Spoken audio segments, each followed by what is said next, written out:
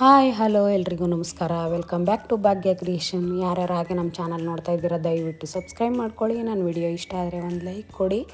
ನಾನಿವತ್ತು ಕಡಲೆಕಾಳು ಮತ್ತು ಹಲಸಿನ ಬೀಜ ಹಾಕಿ ಒಂದು ಗ್ರೇವಿ ಮಾಡ್ತಾಯಿದ್ದೀನಿ. ಒಂಥರ ಕಾಳುಗೊಜ್ಜು ಥರನೇ ತುಂಬಾ ಚೆನ್ನಾಗಿರುತ್ತೆ. ಅದಕ್ಕೆ ಮೊದಲಿಗೆ ನಾನು ಕಡಲೆಕಾಳನ್ನ ಓವರ್ ನೈಟು ನೆನೆಸಿ ಎತ್ತಿಟ್ಕೊಂಡಿದ್ದೀನಿ. ಮತ್ತು ಹಲಸಿನ ಬೀಜದ್ದು ಸಿಪ್ಪೆ ಎಲ್ಲ ತೆಗೆದು ಎತ್ತಿಟ್ಕೊಂಡಿದ್ದೀನಿ. ಇವಾಗ ಮೊದಲಿಗೆ ಗ್ಯಾಸ್ ಹಚ್ಚಿ ಒಂದು ಕುಕ್ಕರ್ನ ಇಟ್ಕೊಂಡು ಸ್ವಲ್ಪ ಎಣ್ಣೆ ಸಾಸಿವೆ ಹಾಕ್ಬಿಟ್ಟು ಸಾಸಿವೆ ಎಲ್ಲ ಸಿಡ್ದಾದ್ಮೇಲೆ ಇಲ್ಲಿ ಸಣ್ಣಗೆ ಕಟ್ ಮಾಡಿರೋ ಅಂಥ ಈರುಳ್ಳಿನ ಹಾಕ್ಕೊಂಡು ಸ್ವಲ್ಪ ಫ್ರೈ ಮಾಡ್ಕೊಳ್ಳೋಣ. ಇವಾಗ ಇದ್ರ ಜೊತೆಗೆ ಒಂದು ಸ್ಪೂನಷ್ಟು ಶುಂಠಿ ಬೆಳ್ಳುಳ್ಳಿ ಪೇಸ್ಟ್ ಹಾಕ್ಕೊಳ್ಳೋಣ. ಇದು ಗ್ರೇವಿ ಬಟ್ ಕಾಳುಗೊಜ್ಜು ಎರಡೂ ಆಗುತ್ತೆ. ತುಂಬಾ ರುಚಿಯಾಗಿರುತ್ತೆ. ಒಂದು ಸಲ ಟ್ರೈ ಮಾಡಿ. ಯಾಕೆಂದರೆ ನಾವು ಮಾಮೂಲಿ ಕಾಳುಗೊಜ್ಜು ಮಾಡ್ತೀವಿ ಮತ್ತು ಹಲಸಿನ ಹಣ್ಣು ತಿಂದ್ಬಿಟ್ಟು ಎಸ್ದು ಬಿಡ್ತೀವಿ. ಅದರಲ್ಲಿ ಈ ರೀತಿ ಒಂದು ಕಾಳುಗೊಜ್ಜು ಥರ ಮಾಡಿದ್ರೆ ನಿಮ್ಮ ಆರೋಗ್ಯಕ್ಕೂ ಒಳ್ಳೆಯದು. ತುಂಬಾ ತಿನ್ನಬೇಕು, ಬಟ್ ನಾವು ಎಸ್ದು ಬಿಡ್ತೀವಿ. ಅದೇನೋ ಕಸದಿಂದ ರಸ ಅಂತಾರಲ್ಲ, ಹಾಗೆ ಒಂದು ಒಳ್ಳೆಯ ಪದಾರ್ಥನ ನಾವು ಎಸಿತಾ ಇದ್ದೀವಿ ಅಂತ ನಮಗೆ ಗೊತ್ತೇ ಇರಲ್ಲ. ಅದ್ರ ಬದಲು ಈ ರೀತಿ ಮಾಡ್ಕೋಬೋದು. ಮತ್ತು ಇವಾಗ ನಾನಿಲ್ಲಿ ಒಂದು 2 ಟೊಮೊಟೊನ ಕಟ್ ಮಾಡಿಬಿಟ್ಟು ಒಂದು ಜಾರಲ್ಲಿ ನುಣ್ಣಗೆ ಪೇಸ್ಟ್ ಮಾಡ್ಕೊಂಡಿದ್ದೀನಿ. ಇದು ಸ್ವಲ್ಪ ಗ್ರೇವಿ ಥರ ಬರಲಿ, ಚಪಾತಿಗೆ, ಪೂರಿಗೆ, ಅನ್ನಕ್ಕೆ ಯಾವುದಕ್ಕಾದರೂ ಸೆಟ್ ಆಗುತ್ತೆ. ಹಾಗಾಗಿ ಇವಾಗ ನೋಡಿ, ಈರುಳ್ಳಿ ಎಲ್ಲ ಮತ್ತು ಶುಂಠಿ ಬೆಳ್ಳುಳ್ಳಿ ಪೇಸ್ಟ್ ಜೊತೆಲಿ ಚೆನ್ನಾಗಿ ಫ್ರೈ ಆಗಿತ್ತಲ್ವ, ಅದ್ರ ಜೊತೆಲಿ ನಾನಿಲ್ಲಿ ಟೊಮೊಟೊ ಪ್ಯೂರಿನ ಹಾಕ್ಬಿಟ್ಟು ಅದನ್ನು ಚೆನ್ನಾಗಿ ಎಣ್ಣೆ ಬಿಡೋವರೆಗೂ ಕುದಿಸ್ಕೊಳ್ಳೋದಕ್ಕೆ ಬಿಟ್ಟಿದ್ದೀನಿ. ಈಗ ಅದೇ ಜಾರ್ಗೆ ನಾನಿಲ್ಲಿ ಸ್ವಲ್ಪ ಕಾಯಿ ತುರಿ ಮತ್ತು ಗಸಗಸೆ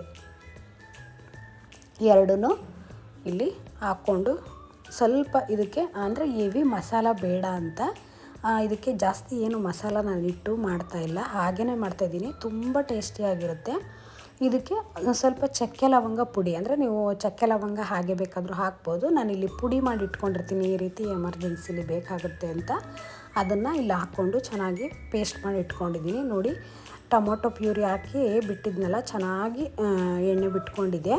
ನಾನಿಲ್ಲಿ ಹಲಸಿನ ಬೀಜನ ಸ್ವಲ್ಪ ಜಜ್ಜಬೇಕು, ಹಾಗೇ ಹಾಕಬಾರ್ದು. ಜಜ್ಜಿಬಿಟ್ಟು ನಾವು ಸಿಪ್ಪೆ ಎಲ್ಲ ತೆಗೆದ್ಬಿಟ್ಟು ಅದನ್ನು ಹಾಕಬೇಕು. ಆವಾಗ ನಮಗೆ ಚೆನ್ನಾಗಿ ಬೇಯೋಕ್ಕೆ, ಉಪ್ಪು ಖಾರ ಹಿಡಿಯೋದಕ್ಕೆ ಎಲ್ಲ ತುಂಬ ಚೆನ್ನಾಗಿರುತ್ತೆ.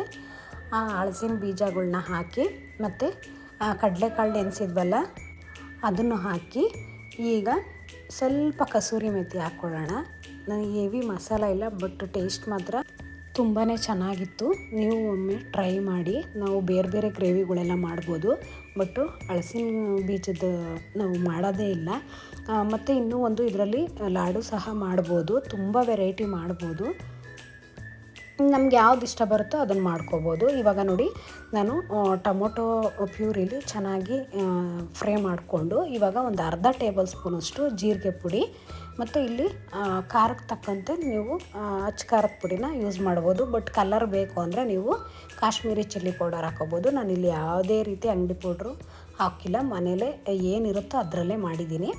ಮತ್ತು ಇಲ್ಲಿ 2 ಟೇಬಲ್ ಸ್ಪೂನಷ್ಟು ನಾನು ಅಚ್ಚ ಖಾರದ ಪುಡಿ ಮತ್ತು 2ರಿಂದ 3 ಟೇಬಲ್ ಸ್ಪೂನಷ್ಟು ಧನಿಯಾ ಪುಡಿ ಹಾಕೋಬೋದು. ಮತ್ತು ಇಲ್ಲಿ ಸ್ವಲ್ಪ ಅರಿಶಿನ ಪುಡಿ ಹಾಕ್ಕೊಂಡು ಚೆನ್ನಾಗಿ ಮಿಕ್ಸ್ ಮಾಡ್ಕೊಳ್ಳೋಣ.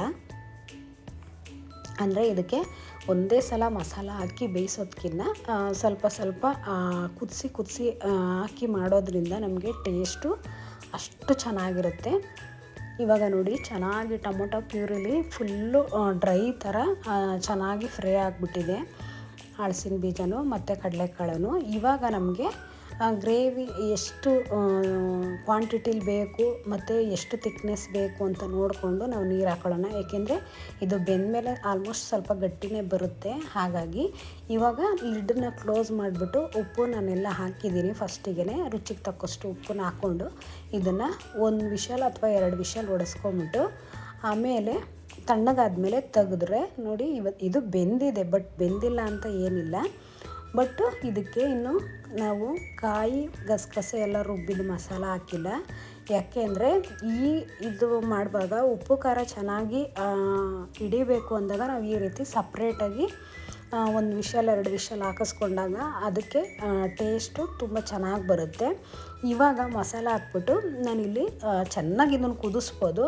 ಬಟ್ ಟೈಮ್ ಇಲ್ಲ ಅಂದಾಗ ನೀವು ಈ ರೀತಿ ಕಾಯಿದು ಎಲ್ಲ ಮಸಾಲ ಹಾಕ್ಬಿಟ್ಟು ಮತ್ತೆ ನೀವು ಒಂದೆರಡು ವಿಷಲ್ ಹೊಡೆಸ್ಕೊಂಡ್ರೆ ಇನ್ನೂ ತುಂಬ ಚೆನ್ನಾಗಿರುತ್ತೆ. ಇವಾಗ ಮಸಾಲ ಎಲ್ಲ ಹಾಕ್ಬಿಟ್ಟು ಮಿಕ್ಸ್ ಮಾಡಿ ಸ್ವಲ್ಪ ಕೊತ್ತಂಬರಿ ಸೊಪ್ಪನ್ನ ಉದುರಿಸ್ಬಿಟ್ಟು ಈಗ ಲಿಡ್ಡನ್ನ ಕ್ಲೋಸ್ ಮಾಡಿ ಮತ್ತೆ ಒಂದು ವಿಷಲ್ನ ಹಾಕಿಸ್ಕೊತಾ ಇದ್ದೀನಿ. ಏಕೆ ಅಂದರೆ ಚೆನ್ನಾಗಿ ಹಸಿ ವಾಸನೆ ಏನಿರುತ್ತೋ ಅದರದ್ದೆಲ್ಲ ಹೋಗಿ ನೋಡಿ ಎಷ್ಟು ಚೆನ್ನಾಗಿ ಮುಂಚೆ ಹೇಗೆ ಬೆಂದಿದೆಯೋ ಅದಕ್ಕೂ ಚೆನ್ನಾಗಿ ಬೆಂದಿದೆ ಮತ್ತು ರುಚಿನೂ ಅಷ್ಟೇ ತುಂಬ ಚೆನ್ನಾಗಿರುತ್ತೆ. ನಿಮಗೆ ಅಕಸ್ಮಾತ್ ಕಾಯಿ ಮಸಾಲ ಬೇಡ ಅಂದರೆ ಕಾಯಿನ ಸ್ಕಿಪ್ ಮಾಡಿಬಿಟ್ಟು ಹಾಗೆಯೇ ಮಾಡ್ಕೋಬೋದು. ತುಂಬಾ ರುಚಿಯಾಗಿರುತ್ತೆ. ನೋಡಿ ಎಷ್ಟು ಚೆನ್ನಾಗಿದೆ. ಅನ್ನಕ್ಕೆ, ಚಪಾತಿಗೆ, ಪೂರಿಗೆ ಯಾವುದಕ್ಕೆ ಬೇಕಾದ್ರೂ ಸೆಟ್ ಆಗುತ್ತೆ. ಒಂದು ಸಲ ನೀವು ಟ್ರೈ ಮಾಡಿ.